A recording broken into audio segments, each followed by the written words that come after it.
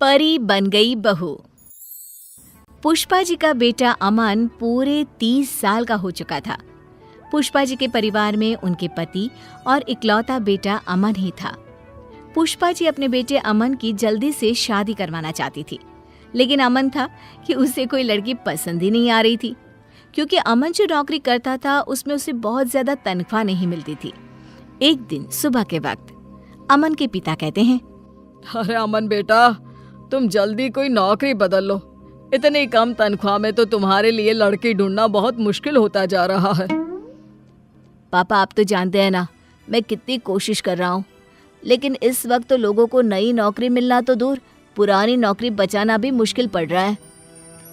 हाँ, वैसे बात तो तेरी ठीक है बेटा, लेकिन क्या करें, तेरी उम्र 30 साल की हो गई है और अगर जल्दी तेरी शादी हुई नहीं तो क्या होगा आगे चलकर।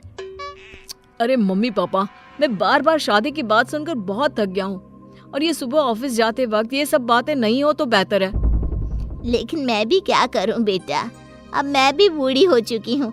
जल्दी से घर में बहू आ जाए, घर के काम काज में मेरा थोड़ा हाथ बंटवा दे तो मुझे भी कुछ सहारा मिले ना। मैं समझता हूँ, लेकिन मैं क्या कर सकता हूँ। कभी आपको लड़की पसंद नहीं आती और कभी मुझे। अच्छा चलो कोई बात नहीं अमन बेटा, अभी तुम आराम से ऑफिस जाओ। मेरे दूर के एक दोस्त हैं, उनका फ़ोन आया था, उनकी रिश्तेदारी में कोई लड़की है, कल हमें उसे देखने जाना है। फिर से लड़की देखने जाना है पापा? मैं परेशान हो चुका हूँ ये बार बार नई नई लड़कियां देख देख कर। अरे अब ये तो करना ही पड़ेगा ना, तुम्हें इसमें भी कोई परेशानी है? नहीं माँ, कोई परेशानी नहीं है। ठीक है, मैं कल आपके साथ लड़की देखने चलूँगा। अमन परेशान होकर अपने ऑफिस चला जाता है और अगले दिन अमन और उसके मम्मी पापा लड़की देखने के लिए लड़की वालों के घर जाते हैं। लड़की की माँ कहती है, ये हमारी बेटी है सुधा, बहुत संस्कारी है हमारी बच्ची। जी हाँ, आपकी बेटी तो दिखने में भी काफ़ी अच्छी लग रही है। भाई मुझे तो ये बहुत पसंद है। अब आपको भी हमारा बेटा पसंद हो तो आप भी बता दीजिए। देखो बहन जी, दिखने में तो आपका बेटा भी काफ़ी अच्छा दिखता है, बस अब यही जानना बाकी रह गया है कि आपका बेटा कमाता क्या है। मेरी तनख्वाह 20,000 है। हो सकता है आने वाले टाइम में मुझे कोई अच्छी नौकरी मिल जाए और तनख्वाह और बढ़ जाए। जी हाँ, मेरा बेटा पूरी कोशिश कर रहा है और बहुत जल्दी उसको अच्छी नौकरी भी मिल जाएगी। लेकिन इस बात की कोई गारंटी थोड़ी ना है, शादी के बाद भी अगर आपके बेटे को अच्छी नौकरी नहीं मिली तो। हाँ जी, आप बिल्कुल ठीक कह रहे हैं, और वैसे भी 20,000 में आजकल होता ही क्या है। माफ कीजिएगा भाई साहब, हमें ये रिश्ता मंजूर नहीं। देखा माँ, मैंने आपसे पहले ही कहा था, जहाँ आपको लड़की पसंद आ जाती है वहाँ पर मेरी कम तनख्वाह के चलते कोई शादी करने को तैयार नहीं होता। ये सारी बातें हम घर चलकर भी तो कर सकते हैं। अमन, गुस्सा करने का कोई फायदा नहीं। अमन अपने परिवार के साथ वापस घर लौट आता है। कुछ दिनों के बाद पुष्पा जी एक नया रिश्ता लेकर अमन के पास जाती हैं। अमन बेटा, देखो मेरी सहेली की बेटी है, इसका रिश्ता आया है तुम्हारे लिए। ये लोग कल ही हमारे घर आ रहे हैं। ओहो, फिर से लड़की देखनी पड़ेगी क्या? एक आखिरी बार, और मुझे लग रहा है कि इस बार तुम्हारा रिश्ता जरूर हो जाएगा। अगले दिन पुष्पा जी की सहेली अपनी बेटी को लेकर उनके घर आती है और दोनों परिवारों में आपस में बातचीत होती है। देखो, मैं पहले ही तुम्हें बता देती हूँ कि मेरे बेटे की तनख्वाह बहुत ज्यादा नहीं है, लेकिन इसमें कोई बुरी आदत नहीं है। मेरा बेटा बहुत संस्कारी है। अरे बहन जी, क्या फर्क पड़ता है अगर आपका बेटा 20,000 रुपए कमाता है। लड़का भाई अच्छा होना चाहिए, पैसों का क्या है, वो तो बाद में भी कमा लेगा। ये हुई ना बात, फिर तो हमारे बच्चों का रिश्ता जरूर पक्का हो जाएगा। बस अमन अपना जवाब बता दे। अमन बेटा, तुम्हें मेरी बेटी पसंद तो है ना? क्या मैं इस बात का जवाब 1-2 दिन में दे सकता हूँ? मेरा मतलब अभी मैं कुछ डिसाइड नहीं कर पा रहा हूँ। इतनी जल्दी कुछ भी कहना मेरे लिए मुश्किल है। पुष्पा जी की सहेली अपनी बेटी के साथ अपने घर वापस लौट जाती है। उनके जाने के बाद अमन नाराज होते हुए अपनी माँ से कहता है, क्या माँ, आपने देखा वो लड़की दिखने में बिल्कुल खूबसूरत नहीं है, मुझे नहीं करनी उससे शादी।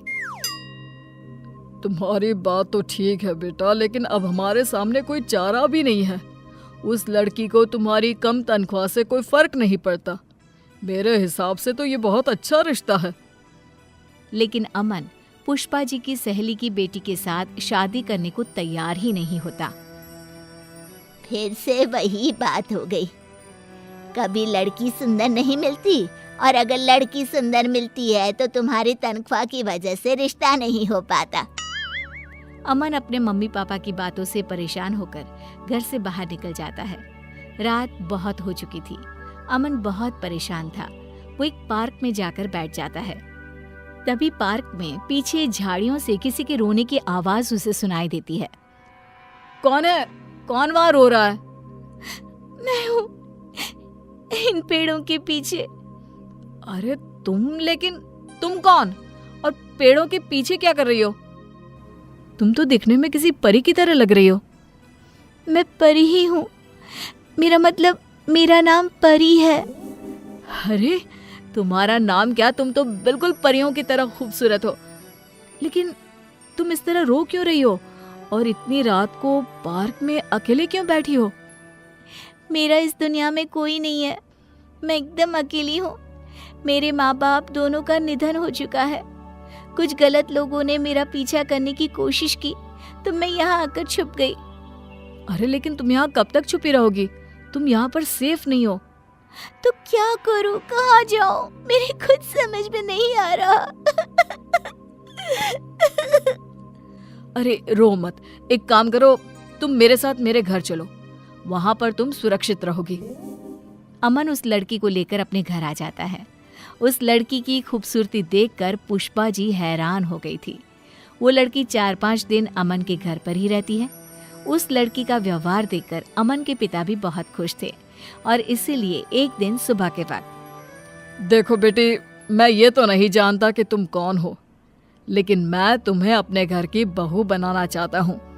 हाँ, मैं भी कब से वही बात सोच रही थी, लेकिन फिर मुझे लगा पता नहीं परी को अच्छा लगे भी या नहीं।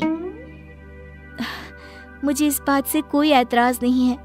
वैसे भी आप लोगों ने मुझे इतना प्यार दिया है, लेकिन अगर अमन जी कहेंगे तो ही मैं उनसे शादी करूंगी।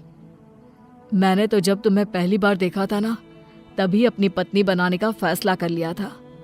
तुम हो ही इतनी खूबसूरत, और फिर तुम्हें मेरी कम पैसों वाली नौकरी से भी तो कोई परहेज नहीं है। नहीं, मुझे आपका परिवार बहुत अच्छा लगा और मैं हमेशा आप लोगों के साथ रहना चाहती हूँ। और इस तरह पुष्पा जी को परी के रूप में एक बेहद खूबसूरत बहू मिल गई।